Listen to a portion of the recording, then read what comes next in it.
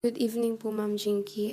Thank you po for the opportunity na binigay niyo po sa amin na ma-interview kayo even though po ang dami niyo pong ginagawa. Thank you so much po. So, to formally start the interview, I would like to introduce to you all the interviewee for today, Ma'am Jinky Tabor. For the first question po, Ma'am, to educate the viewers po, ano po ba yung ginagawa ng isang stringer? Okay. All right. So, good evening, guys. I am Jinky Lou Tabor. You often see me on the news just using the name Jinky Tabor. I am affiliated with GMA News.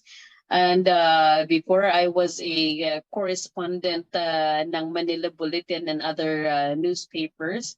I also do reporting sa DZBB because it's also from GMA Network. So also I have a page. It's a personal page, but mostly doon kumukuha ng mga bits of information yung mga taga Catanduanes, taga Bicol, and other areas kung saan na-assign na ako. So it has like 30,000 plus followers also. What else? I've been in GMA for quite some time now. Maybe 8 to 9 years already. So being a news stringer, it's a stringer from the word itself, and it's we string. Okay, so kami yung string. So what we do is dati ang tawag sa amin is news correspondents. It's the same. Or field reporters. Okay, so the field reporters, we work from the field. So kami yung nasa area kung saan nangyayari ang balita. So from there, we write the news. We get the videos, the photos, and all, and then we string it. Okay, we send it to our media entity. Okay, I send it directly to GMA 7, not the regional TV of GMA. No, we send it. I send it directly to the GMA main office. So basically, that's just it. We string the news from the field. So mga nakikita niyong karamihan sa mga balita na galing sa mga provinces sa ibang area na binobroadcast nila sa TV or sa radio, naririnig ninyo, it's from us, pero sila yung nagde-deliver on air. So basically, that's our job. So, thank you po, ma'am, for educating the viewers. Kasi, minsan po kasi, syempre, ang alam po ng karamihan, yung mga news writer lang, yung news anchor, hindi masyadong alam na may stringer po pala. So, kapag po ba may mga pagkakataon na parang may mga problema, pag kumukuha po kayo ng news, ano po yung mga strategy na ginagawa niyo or kung meron po kayong strategy na ginagawa? Anong klaseng problema? Maraming pwedeng problema sa field. So ano po ba yung kadalas? Sige po. Madalas na nagiging concern lang naman namin is internet signal, ano? Kasi dati noon ang ginagawa namin, yung usong-uso pa yung tape. So magre-record lang kami, 'di ba yung camera noon, meron pang maliliit na tape. Okay, so magre-record and then yung tape na yon isi-send namin via mail. So anong oras pa makakarating, anong araw pa makakarating sa GMA, no? But now we have the internet. Ang nagiging problema, main concern namin is yung internet connection. Because it's not that good in the Philippines. Whilst in other countries, say for example, Vietnam or in Thailand, covering some news, mabilis ako makakapag-send. Pero dito sa atin sa Pilipinas, like we need to look for locations na malakas ang signal. Why? While yung chat mabilis lang yan, 'di ba? Kahit nga free data na tinatawag, we can do the chat. Pero yung sending natin ng balita, it requires a lot of a lot of bits, ano? Halimbawa, mahaba yung video, mga ganun, mahaba yung story mo, yung mga attachments mo, it will not go sa portal kung saan namin sinasubmit ng news ng ganun-ganun lang kung mahina yung internet. So, yan yung nagiging madalas na problema namin in sending the news. In other cases, sometimes the brownouts, diba? Usually, pag brownout, mahina din yung internet namin. So, it boils down to that. Natin pala, internet natin. So, it boils down to that also. And the third, siguro, ang magiging concern natin pag may biglaan na balita, and you have to be there nang walang alam walang alam si main office, then you have to spend from your own pocket. Okay, so yung mga ganon, pag hindi assigned, you get to spend from your own pocket pag gusto mong gawin ng istorya na hindi inuto sa'yo. So, yun lang naman. But yung strategies natin in resolving these concerns, hindi ka naman kasi a-assign sa isang area na hindi ka knowledgeable. Okay, kung dapat alam mo kung saan malakas ang signal. So pag nandito sa kabila yung pinangyarihan ng isang balita, ng isang storya, so you know exactly kung saan ka pupunta para makasagap ng malakas na signal, 'di ba? So it also, you have to check with halimbawa sa advisories ng mga electric cooperatives, you check on that also, kung saan may mga brownout, kung saan may kuryente.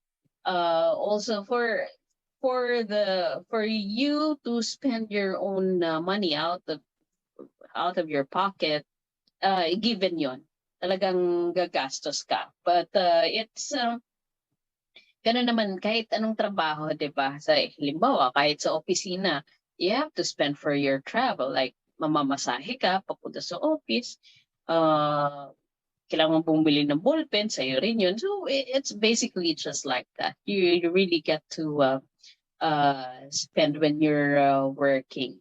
Kasama naman yun sa kaya ka sumasahod. Some of that goes to your job. So, yun lang naman yung mga nagiging problema ng mga stringers natin. Other than that, ano pa ba? Medyo malalang problema. Say for example, in areas na merong mga gera. Say for example, ako, nagbasilan bit na ako, no? And sa Mindanao yon. And we know na bigla-bigla na lang may mga sumasabog nung mga panahon na noon, ano? It's like there 2016 yata, 17 ganon, yung kung saan nangyari yung Lamitan bombing, mga ganyan. I was there, and ang problema natin doon yung safety. Because as I've said earlier, one-man team lang tayo, wala tayong kasama. So, ikaw lang ang nasa area. You have to have connections like sa army. Dapat may mga friend ka, may friend ka sa PNP, may friend ka sa local government for you to be protected. So, ganun lang. You find ways. If you're a stringer, you know how to find ways. If you're a reporter, you know how to find ways. Like, kayo ngayon, as future journalists, anong magiging strategy mo pag mahina yung signal mo? Dapat kanina tinest nyo na ito, para nalaman nyo na, and then nakapag-adjust na kayo. So isa sa mga ugali ng pagiging reporter is we know how to find ways. We always resolve problems on our own. Ganun yun. So dapat resourceful ka, dapat mahaba yung pasensya mo, dapat marunong kang solusyonan kung ano man ang problema mo sa field.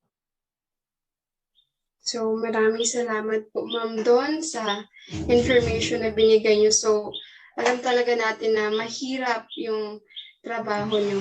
So, lalo na sa pag-gather ng news, sabi nyo nga po kanina na medyo yung parang delikado sa buhay kapag may mga gera, ganun.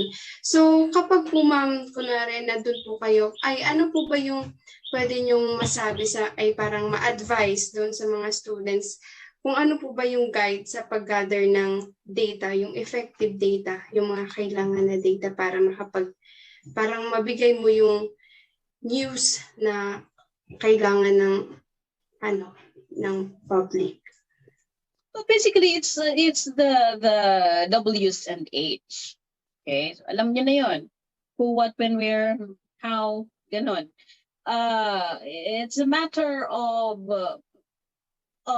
how you tell the story. It's a matter of how you dig in para mas marami kang mailalagay doon sa story mo. Okay? So, if you have, sa street news ang sinasabi ko ha, if you have this information of the W's and the H, then you can have a good news already as long as it's verified. Dapat laging ano yan hindi pwedeng sabi kasi nito ganyan-ganyan. So hindi pwedeng kung kani-kanino ka kumukuha lang ng information, dapat verify mo yan lagi. So basically, if you have the who, what, when, where, why, how, lalo na sa how, doon mahaba yung storya, you'll have a good news. And just make sure that it is true, and kung merong mga parties involved, you get both sides. If you weren't able to get both sides, halimbawa yung isa tumanggi, di syempre sasabihin mo, sinikap kunin ng GMA News ang panig na suspect, ngunit tumanggi itong humarap sa camera. Yung mga ganun ba? You try doing it. Yun lang naman, go away from kasi sabi ni Mayor ganito ganyan, narinig mo ba na sinabi ni Mayor? Or sinong pinagsabihan ni Mayor? Itong pinagsabihan ba ni Mayor, nakausap mo? Yung mga ganon, it must be verified. Your story should be based on truth. When you're doing a straight news, it must be based on truth, and hindi siya hearsay. Hindi siya basta-bastang narinig mo lang sa kanto. Go out and verify the veracity of the report. So, yun po. So, dapat po yung ina-gather na information sa news na parang i-deliver sa public is dapat talagang totoo para maiwasan yung mga false na information na lalo na maraming kumakalat na yun. So after po ba ng pagkuha nyo ng news or yung paggawa nyo ng news, kayo po ba yung nag-edit nun bago nyo isend po sa, or sila po yung mag-edit nun? From our end, we do the editing ng ano lang, basta lang malinis siya. It's dapat kasi sa amin more on raw, okay? Raw video siya, pero dapat maganda yung pagkakakuha namin. Ang ini-edit lang namin dyan is yung cutting ng halimbawa itong portion na to ang para sa paragraph na yan. So we just cut it out and make sure na malinaw at stable yung pagkakakuha namin. Pag dating doon, meron tayong news desk na tinatawag sa main office, sila yung editors, nag-e-edit ng story mo, yung pagkakagawa ng story mo. Meron naman doon sa digital news, meaning sila yun naman yung nag-e-edit ng mga videos, ng mga pictures na maging malinis lang. Sa street news kasi mas maganda yung raw video na ito talaga yung nangyari. Walang masyadong editing dyan na ginagawa ng katulad ng kung ano lang pinupost natin sa social media or whatsoever. The more na raw yung pinapakita natin sa straight news, sa mga balita, the more na mas maganda yon. So si Stringer, kami sa field, dapat on our end, maganda rin yung pagkakakuha namin. Kasi pag pangit yan, pagdating dun sa office, baka hindi kunin yung story mo din. So you must have the proper angling, the stability of your shots, yung linaw niya, yung audio niya. So we make sure na ganun yon. Okay? So kami, pagpunta pa lang dun sa area, alam na namin na dapat ito yung angulo na we are sure already na malinaw ang audio, ganyan. So pagpadala namin doon, pagdating mo sa bahay o kung saan ka nag-i-edit, you just check on it, you cut some portions kung meron kang gustong tanggalin or meron medyo shaky yung mga ganun lang yung mga tinatanggal mo. It's more on cutting lang sa amin eh. Tapos doon na sila mag-aayos, sila na yung magsusunod-sunod. Depende sa pagkakagawa nila, pagkakasunod-sunod ng story mo. Yung sa story naman, pag meron silang hindi naiintindihan, then they're going to call you. And then i-verify kung ganito ba yung nangyari, ganyan. Para tama sa istorya yung lalabas na balita sa TV. Opo, maraming salamat po sa sagot. So, being a veteran po dito sa field na to sa pagiging stringer, sa tingin niyo po ba, gaano po ba ka-importante ang experiences sa ganitong trabaho? Oh, well, sa experiences kasi I started sa radio eh. Ever since naman mahilig talaga ako sa I guess naging mahilig ako because my father is a former broadcaster also. Anchor din sa radio. So kumbaga nasanay ako sa kapaligiran. It's more on having the passion of doing your work. Si reporter kasi, si journalist, si media, hindi siya magiging tunay na media kung wala siya sa puso. For the last question sa po, ma'am, passion. for this You know, interview, gusto ko pong itanong, journalists, when you mga start aspiring broadcasters, kung ano po ba yung advice na mabibigay nyo sa amin, entry lalo na po level yung mga talagang gustong tahakin yung field na to. Kailangan may pasensya ka. We don't have money here. Okay? Lalong-lalo na sa local media, we don't have money. Yan yung nagiging problema natin kasi walang magna carta si media. Okay? Si journalists. So magkano lang yung nagiging allowance nila pag nasa local ka. Lucky for us because we have reasonable compensation from our it's more on passion para maging maayos yung trabaho mo. Kung walang passion, wala yung drive from your heart and mind, hindi mo magagawa ng maayos ang pagiging isang magaling na journalist. Because sa simula pa lang, i-challenge ka na. Again, yung ang labanan ngayon kasi sa buhay, survival, di ba? It's money eh. But sa pagsisimula mo ng pagiging tagapagbalita, tagapagsalaysay, whatever you call this, kung sa pagbabalita kayo, I'm telling you, hindi siya ganon ka-luxurious na work. So what you have is for you to have the passion of doing this job. Otherwise, you won't be successful. So it's more in the passion rather than thinking of the possible income that you might have. So parang kung calling siya, like sa mga priest, parang ganun. So kung wala talagang kung hindi parang bukal sa puso mo talagang magsilbi sa bayan na magbigay ng news, hindi mo magagawa ng maayos yung trabaho mo. So thank you po, ma'am. And for the last question po, ma'am, for this interview, gusto ko pong itanong, especially ng mga aspiring broadcasters, kung ano po ba yung advice na mabibigay nyo sa amin, lalo na po yung mga talagang gustong tahakin yung field na to. Dahil gusto mong magkaroon ng perks as media practitioner? Or ano ba? Bakit mo gustong maging journalist? Okay. So ask yourself, nasa puso ba yung decision mo na maging isang journalist, di ba? Because it entails a lot of sacrifice. Maliban sa pag nagsisimula ka, hindi siya ganun kataas when it comes to sahod. Actually, lalo na sa local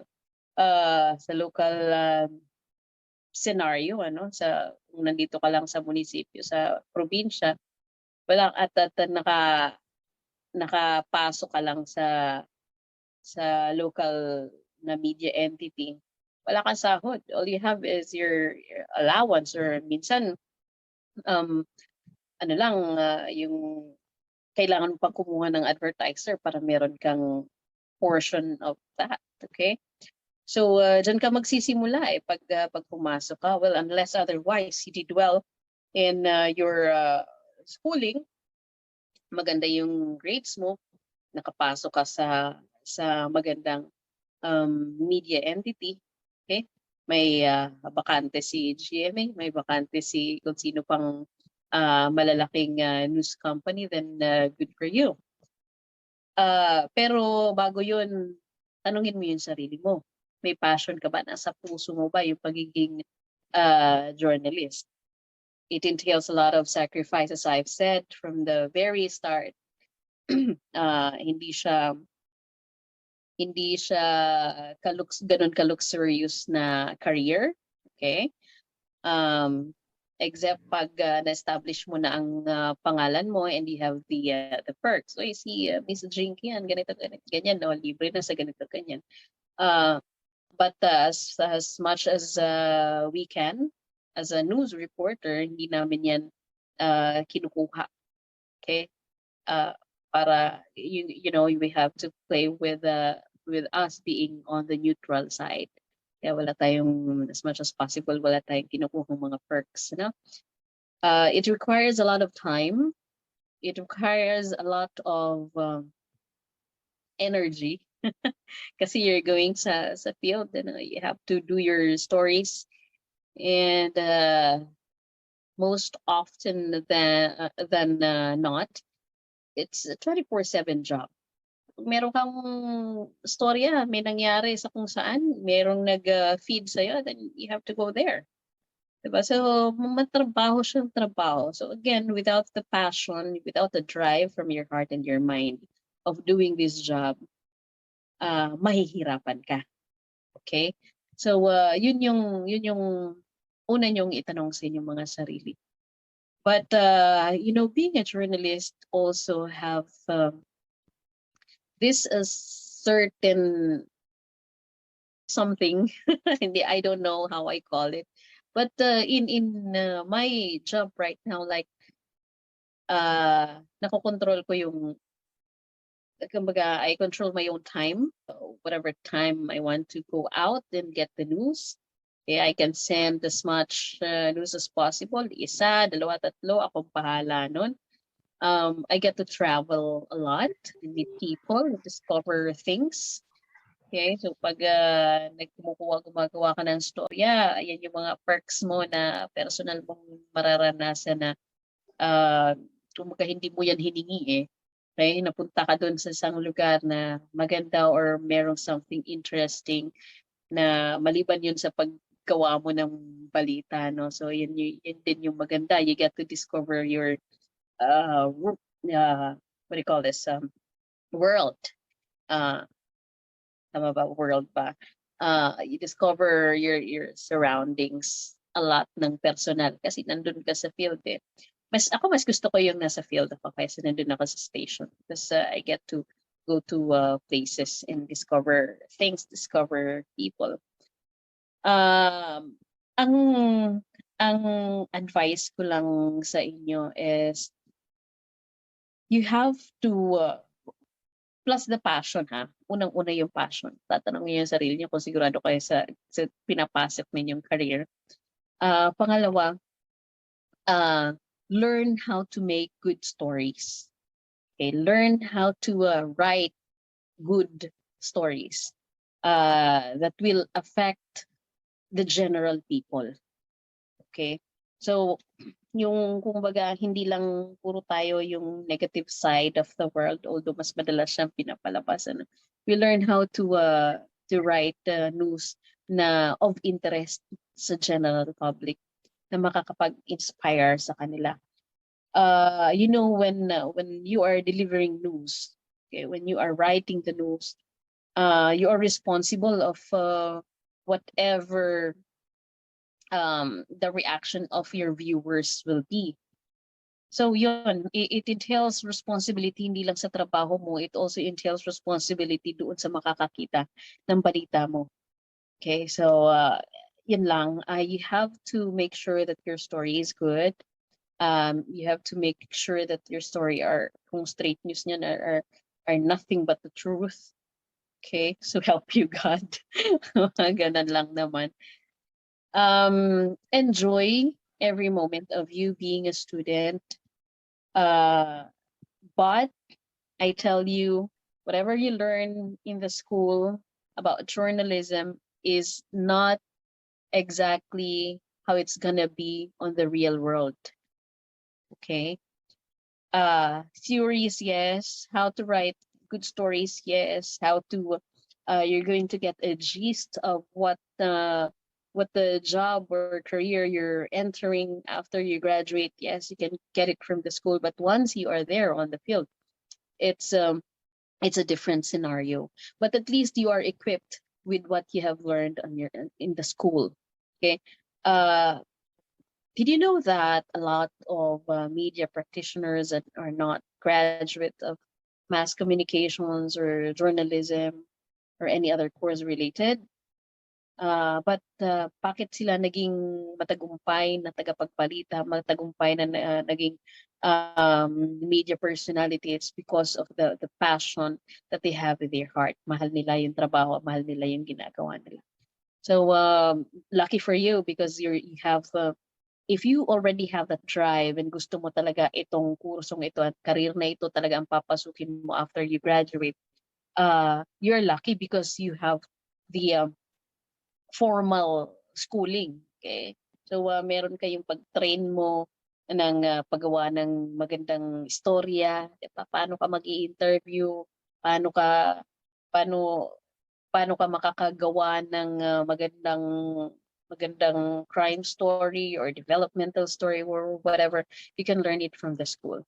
So pag at least pagpunta mo sa field, then you're half prepared already. Half of it, another half you will learn on the field. So cherish every single lesson that you're having with your teachers because yun yung magiging advantage ninyo doon sa mga hindi yung mga baguhan din na hindi naman nagtapos ng kurso na related sa pagiging journalist. Yun lang siguro. Have the passion, ask yourself if you're really sure of this. Learn well from your teachers and be prepared, as I've said, because you will learn a lot more once you're already on the field and creating the real story by yourself. So thank you po ma'am for that advice. Talagang iba yung message kapag, iba yung impact pag galing sa taong alam yung ginagawa niya. So thank you po ma'am for the time and sorry po sa mga lahat ng problema at sa abala. Thank you so much po. God bless you po ma'am. Good luck sa inyo and I hope one day I'll get to see you on the industry and sa news industry. All right, you take care, guys, and God bless. Thank you po, ma'am.